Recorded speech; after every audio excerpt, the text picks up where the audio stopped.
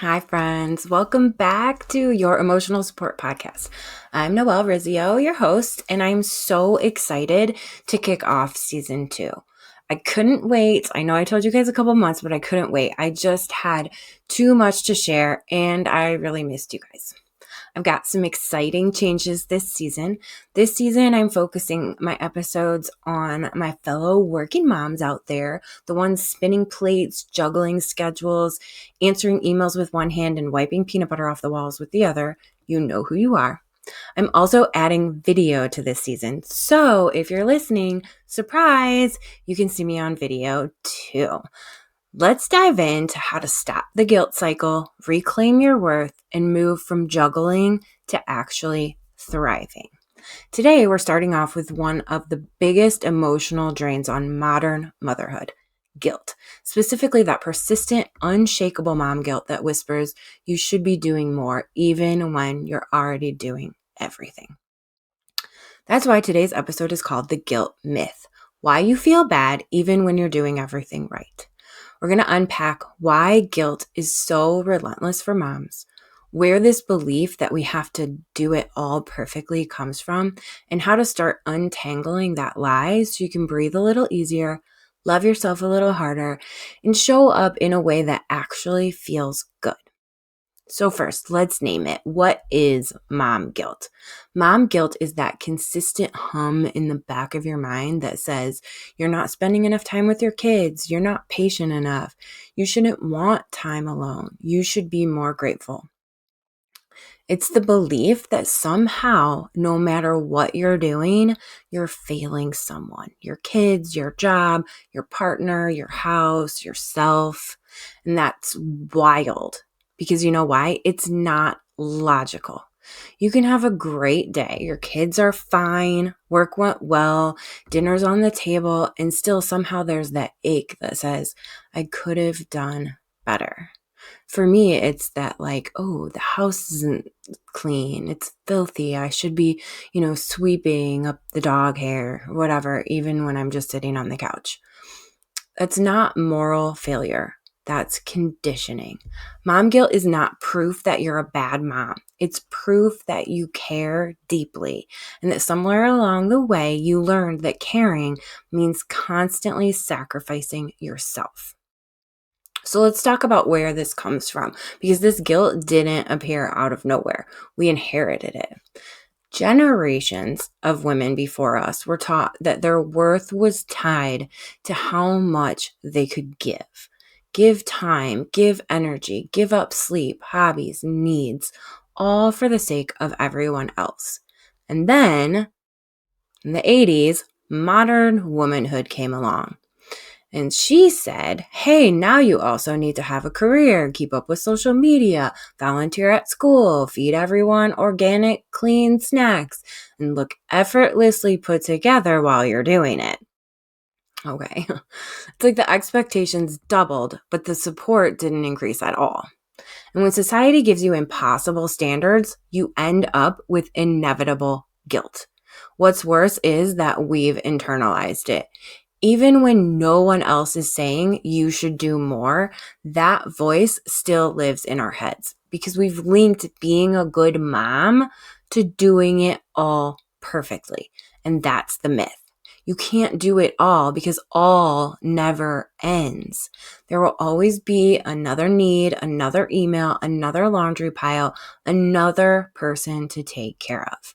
If good equals everything, then you never get to rest. For me, it always seemed that, especially when Sam was young, that when everything was going well at home, everything was erupting at work, or vice versa. Or if I finally got things on a synchronized schedule and things were kind of moving along, Sam would start some new phase or something and throw everything off balance again. It's like I couldn't win. When I stopped and realized this is just a phase, this is all temporary, it's nothing I have control over. It helped me to release some of that guilt and realize I was doing the best that I could. And guess what? So are you. Okay, quick timeout. If you're listening to this and thinking, okay, but how do I actually let go of all this guilt? I've got you. I've put together a free guide called the Working Mom's Guilt Survival Kit. This quick, maybe a little fun guide will help you stop apologizing for being human and start giving yourself the grace you give everyone else. You can grab it for free at noelrizio.com, or I'll put the link also in the show notes. All right, now let's get back to tackling that guilt right now. Sorry, I'm not used to video and I have some things stuck on my lip. Okay, maybe we'll edit that out. Maybe we won't. All right, so why does guilt feel so yucky? Even when we know it's unrealistic, it still feels so bad. This is because guilt tricks our brains into thinking that it's useful. It's like our mind's way of saying, if I feel bad enough, maybe I'll get it right next time. But guilt isn't a motivator, it's a drainer. It takes energy you could be using to connect, to rest, or to enjoy the life you're actually living. Plus, there's also this emotional wiring at play. Guilt activates that threat system in your brain, that fight or flight mode, because it's signaling that you've broken a rule, even if the rule isn't real. Like, I should never miss a school event. I should love every moment of motherhood. I should be more patient. But those aren't laws. They're made up standards that we have absorbed. You can start untangling this guilt by asking yourself, whose rule is this? Where did it come from?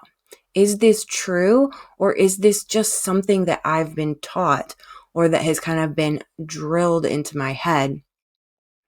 9 times out of 10, you'll find it's not the truth.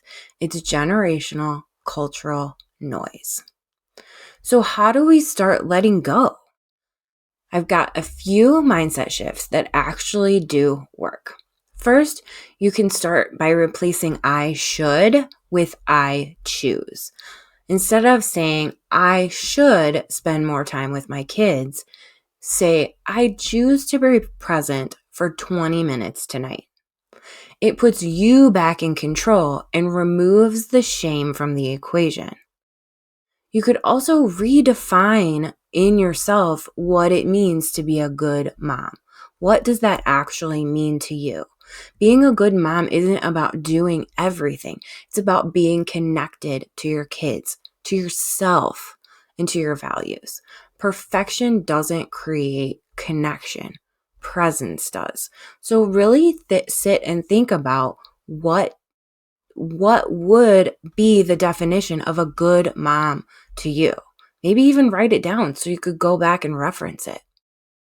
Another mindset shift is to catch the guilt early. When you notice that creeping guilt voice coming in, pause and call it out. Oh, that's that guilt talking, not truth. The more you name it and call it out, the less power it has. Then also give yourself permission to have needs. Your worth isn't based on how much you give up or how much you give to other people. Taking care of yourself isn't selfish. It's how you stay sane, stay kind, and stay human.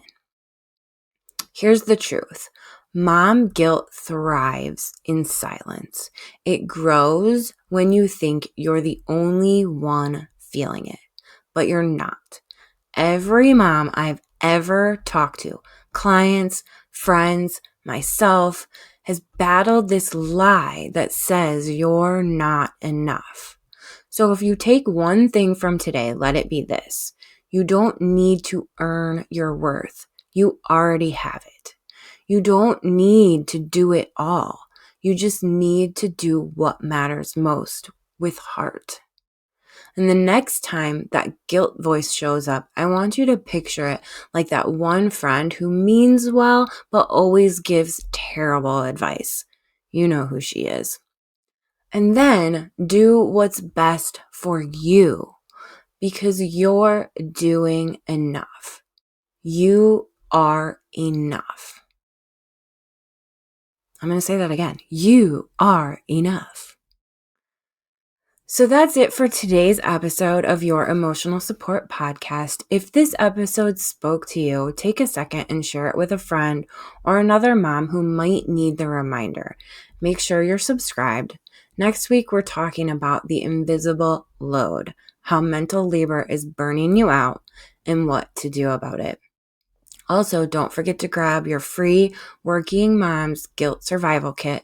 It's available. It's absolutely free on my website, noellerizio.com, NOELLERIZZIO.com. Until then, take a deep breath, give yourself some grace, and remember, you're allowed to feel good about the life you're building.